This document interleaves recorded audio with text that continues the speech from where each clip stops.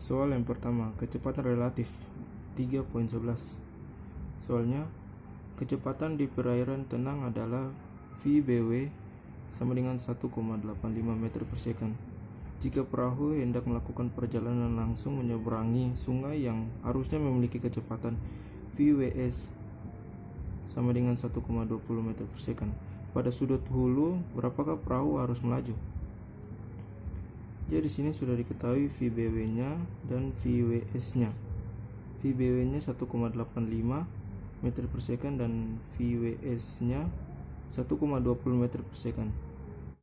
Yang ditanya di sini adalah berapakah perahu harus melaju pada sudut hulu. Jadi di sini kita gunakan rumus sudut, yaitu theta sin theta sama dengan VWS per VBW. VWS sudah diketahui yaitu 1,20 meter per second dan VBW sudah diketahui 1,8 meter per second. Jika keduanya dibagi menghasilkan 0,6486, yaitu sini mendekati 0,6486 adalah 40.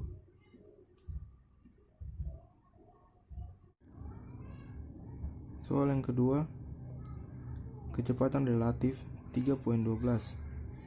Sebuah perahu dengan perahu yang sama VBW sama dengan 1,85 meter per second yang menuju tepat di seberang sungai yang harusnya bergerak dengan kecepatan 1,20 meter per second.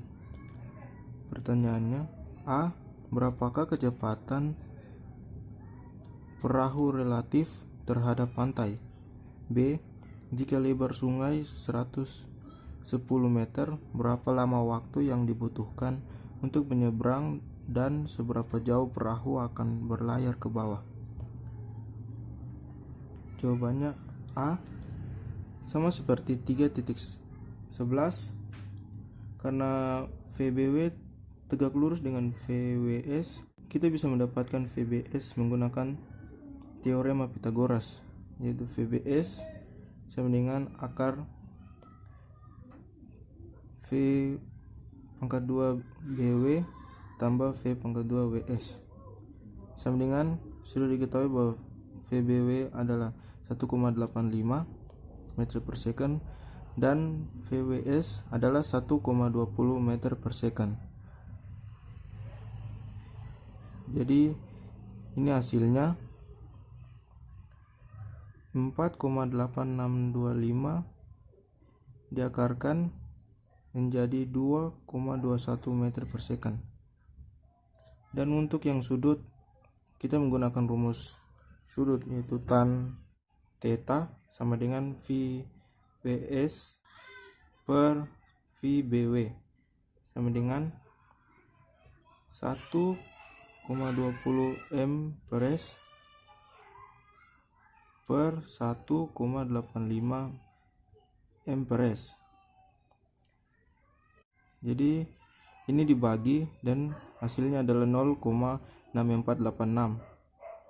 Jadi di tan yang mendekati 0,6486 adalah 33,0. Lanjut ke bagian B. Waktu tempuh perahu ditentukan oleh waktu yang dibutuhkan untuk menyeberang sungai.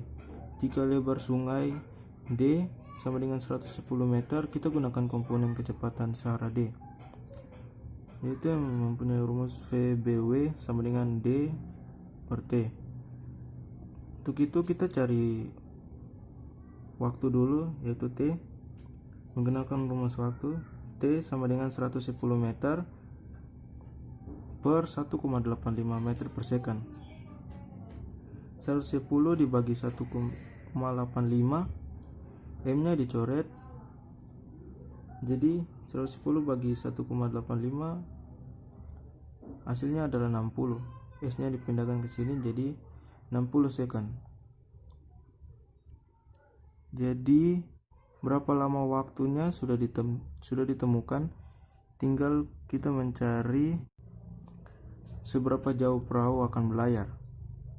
Kita gunakan rumus komponen kecepatan VBW sama dengan D per T diubah D VBW dikali T sama dengan VBW sudah diketahui 1,20 meter per second, sedangkan T juga sudah diketahui 60 second.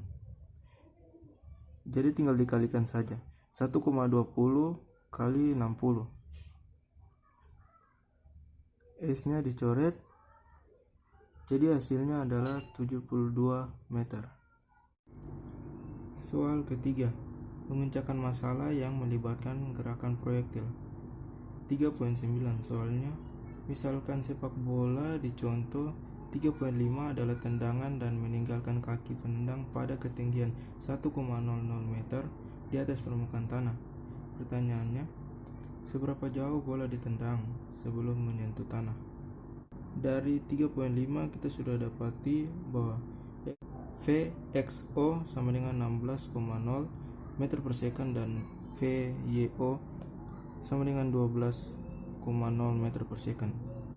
Di sini kita menggunakan persamaan Y, yaitu Y sama dengan YO tambah VYOT kurang 1/2 GT kuadrat, yang menjadi min 1,00 meter sama dengan 0 tambah dalam kurung 12,0 meter per second T kurang dalam kurung 4,90 meter per second kuadrat T kuadrat.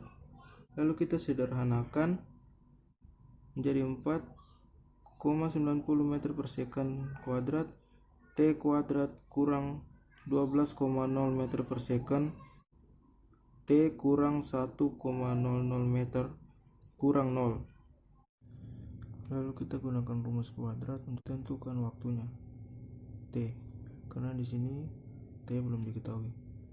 Jadi T sama dengan 12,0 meter per second kurang lebih akar 12,0 meter per second kuadrat kurang 4 dalam kurung 4,90 meter per second kuadrat dalam kurung min 1,00 meter.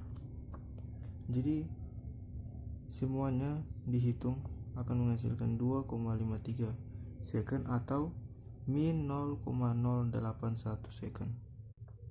Untuk tentukan jarak bola, gunakan persamaan X, yaitu X sama dengan VXO T sama dengan yaitu VXO T sudah diketahui 16,0 meter per second.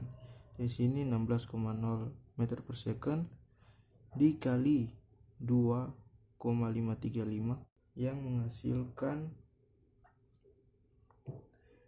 40,5 meter.